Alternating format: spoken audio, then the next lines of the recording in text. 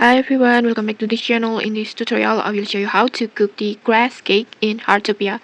So in this new event, there is a new cake, the grass cake. And to cook this cake, just go to your stove and tap on it, and then just scroll down until you find the grass cake recipe like this. And if you do not have this grass cake recipe yet, you can just check the link in the description to watch the tutorial to get this recipe.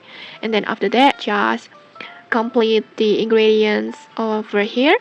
You need wheat and then milk and matcha powder, and then you need wheat or grass like this that you can get it from the gardening hobby. And for the milk and matcha powder, you can buy it from the NPC chef Massimo. And after all ingredients are complete, just tap on start cooking like this, and then just cook the grass cake.